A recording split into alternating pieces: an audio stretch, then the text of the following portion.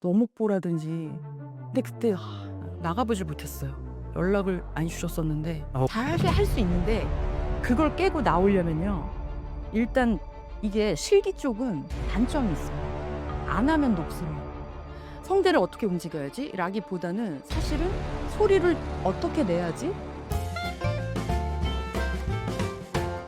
근데 사실 요즘에 뭐 유튜브도 있고 여러 가지 이제 뭐 공중파에서 이제 경연 프로그램도 많이 있어 가지고 사실은 어떻게 보면은 이제 신인들이나 이름이 알려지지 않은 가수들에게는 사실 자신의 목소리나 이런 거를 알릴 수 있는 기회는 굉장히 많이 늘어났다고 생각이 들거든요. 이런 변화된 환경이 사실은 어렸을 때랑 또 다른 환경이 된 거잖아요. 뭐 이런 환경들은 좀 어떻게 내가 가진 재능이나 지금 내가 쌓아온 노력들을 살릴 수 있는 기회로서는 이게 다가오시나요? 아니면은 그런 거마저도 뭐 굉장히 큰 뭐 일반인들은 잘 모르는 또 벽이 있거나 뭐 이런가요? 기회라고 생각은 됩니다. 기회라고 생각이 되는데 그래서 나왔어요, 유튜브. 나오고 옆에서 하라는 대로 시키는 대로 말 잘 들으면서 열심히 하고 있습니다. 그래서 사실 인스타를 제가 시작한 지가 몇 년 됐는데 이게 SNS를 잘 관심이 없었는데요. 이렇게 홍보를 그런 쪽으로 많이 한다고 해서 맞아요. 근데 그런 쪽으로 작가님들이 연락을 많이 주시더라고요. 뭐 히든싱어라든지 뭐 너목보라든지. 근데 그때 나가보질 못했어요. 연락을 안 주셨었는데 그때는 왜 안 나가셨어요? 그때는 좀 여러 가지 안 좋은 일이 꽤 많았습니다. 그래서 거절을 하셨군요. 네. 근데 지금은 뭐 근데 어찌 보면 뭐 제 기세에 또 그 무대가 너무 또 벅찰 수도 있고요. 뒤에서 백업하는 일이 이제는 너무나 안주하게 된 건지 이제 힘내 봐야죠. 예. 그럼 이제 그 책에서 이제 누구나 마음먹으면 노래할 수 있다고 해 주셨는데 제가 궁금한 건 뭐 노래야 뭐 자기 마음대로 부르면 뭐 노래가 될 수 있으니까. 근데 사람들이 원하는 건 이제 잘하고 싶은 거 아닌가 싶어요. 누구나 잘할 수 있나요? 근데 이게 잘 부른다의 잘이 잘이라는 그 기준이 또 모호하잖아요. 모호하지만 이런 게 있잖아요. 보편성이라는 게 있잖아요. 누가 뭐 했을 때 뭐 100명 중 뭐 90 명은 그래도 잘 부른다 못 부른다는 제가 봤을 때 구분이 될 것 같긴 하거든요. 물론 뭐 그중에서 애매한 사람들은 뭐 49대 50 일로 뭐 애매하게 할 수 있지만 그래도 사람들의 귀는 대부분 비슷하고 이러니까 '어 저 사람 노래 잘 부르네.' 뭐 이런 거 있지 않을까요 그래도? 잘할 수 있습니다. 그 기준에서 누가 잘할 수 있는 거예요? 할 수 있습니다. 왜냐면 근데 이제 오늘의 이 책을 이제 소개하고 이제 저의 역할을 소개하기 위한 단계잖아요. 그러니까 잘하게 할 수 있는데 그걸 깨고 나오려면요. 일단 어 내가 생각하는 '잘 부른다.'라는 건 고음을 잘하고 비브라토를 잘하고 뭔가 그런 어떤 스킬적인 부분이라고 생각하시면 안 돼요, 처음에는. 왜냐면 이게 이 업계에서 일을 저는 이제 좀 약간 유명한 보컬 트레이너가 아니다 보니까 음지에서 일을 하잖아요. 그러다 보니까 어떤 분들이 많으냐면 한 가지 경험에서 오는 어떤 트라우마에서 자신감을 많이 잃어서 오시는 분들이 굉장히 많으세요. 그러니까 노래방에서 내가 노래를 불렀는데 누가 웃었어. 그래서 그 이후로는 절대 노래 안 해. 그래서 이제 뭐 그런 안 좋은 기억들, 여러 사람 앞에서 노래를 불렀는데 내가 좀 실수를 해서 뭐 음이탈이 나서 그게 너무 창피했어. 이런 기억 때문에 난 노래를 못하는 사람이야. 이러기 시작하니까 아예 자신감이 없어져 버린 거예요. 그러다 보니까 막 나는 그냥 못 부르는 사람이야. 그러기 시작하니까 노래를 아예 입문을 못 하시는 거예요. 일단 그거 깨셔야 돼요. 일단 기준을 어떻게 세우시냐면 내가 가지고 있는 음역대에서 내가 가지고 있는 숨으로 처음부터 끝까지 불러낸다.까지만 일단 목표. 그다음 제가 할게요, 알아서. 할 수 있습니다. 그럼 내가 이제 뭐 저음과 고음 그게 음역대잖아요. 그 사이에서 이제 내가 한숨에 가장 길게 부르는 건가요? 내 호흡으로 한숨에 어떻게 그러니까 최대한 이제 불러보는 거죠. 그럼 이제 그런 거를 하면은 이제 작가님께서 진단이 되는 거고 거기서부터 이제 한 단계 한 단계 올라가면 된다. 할 수 있습니다. 근데 이제 뭐 본인이 포기하지 않으면은 그래도 사람이 '잘 부른다.'라는 느낌을 줄 수 있는 수준까지는 누구나 올라갈 수 있다. 네네네. 뭐 이런 건가요? 진짜 기가 막히게 는 친구가 있어요.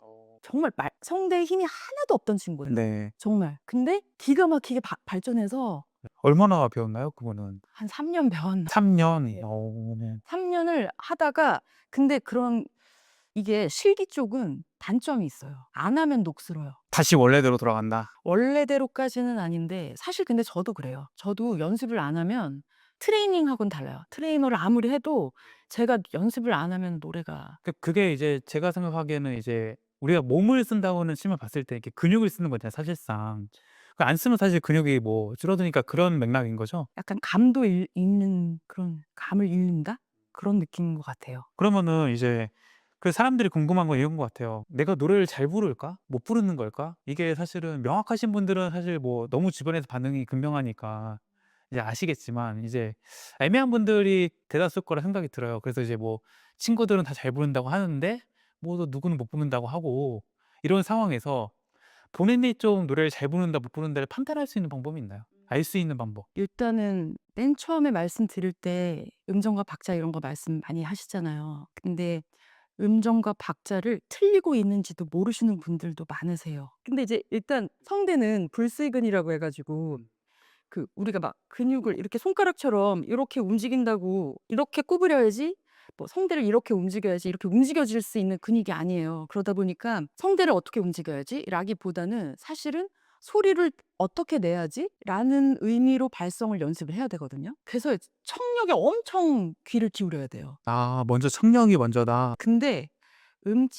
음치라고 하시는 분들의 특징이 일단 음악을 듣지 못하시는 경우가 되게 많으세요. 그러니까 귀가 안 좋아서가 아니라 노래를 부르실 때 음악을 들으시면서 거기에 내 소리를 어울리게 밸런스를 맞춰서 얹지를 못하시는 경우가 한 60%, 그러니까 들리긴 하는데 그 노래에 어울리게 부르지를 못하시는 것 같더라고요. 그러면 노래를 못 부르는 거다. 아니 안 들리니까. 그러니까 그 노래, 그러니까 그 음악이 나오고 그 음악에 감을 잡아서 노래를 해야 되는데 절대 그게 안 들리거든요. 그러면 청력도 사실은 내가 노래를 잘 부르느냐 못 부르느냐 사실 판단 기준이 애매모호한 거예요. 내가 음치일 수도 있잖아요. 그러면 일단은 귀를 내려놓고 내가 노래방에 가서 점수가 높게 나온다 또는 뭐 음정이 맞는지 뭐 찍어서 본다. 그거는 나중 단계인 것 같아요. 일단 내가 귀가 좀 열리고 나서. 일단 잘 들어야 된다. 네. 대부분 이제 노래 못 부르시는 분들은 듣지도 못한다. 잘 귀가 열려 있지 않으신 경우가 되게 많으세요. 그러니까 고걸 연습을 먼저 하시는 게 좋아요. 박치들도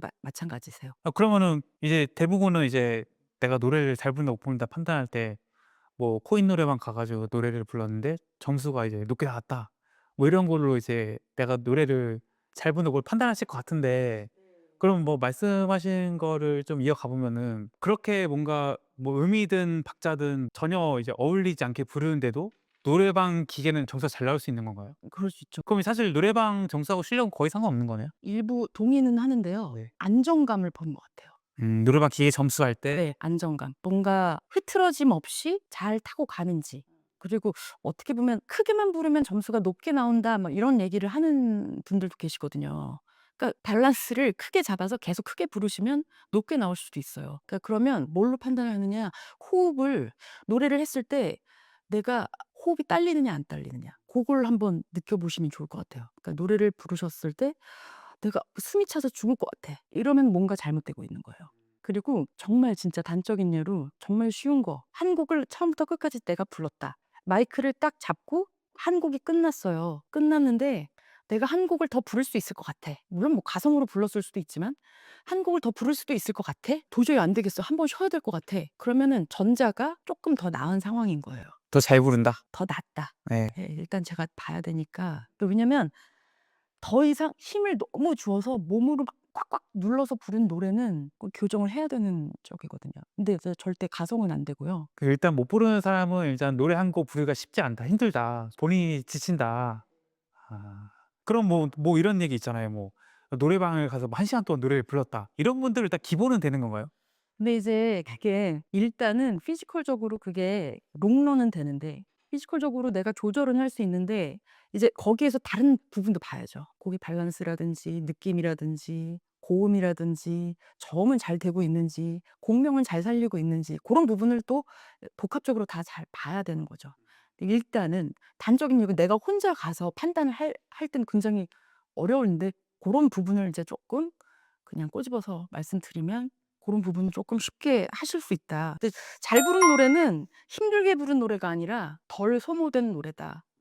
요렇게 말씀드리고 싶고 그리고 도입부를 너무 크지 않게 부르시는 걸 추천드리는 편이거든요. 네. 대부분 크게 부르세요.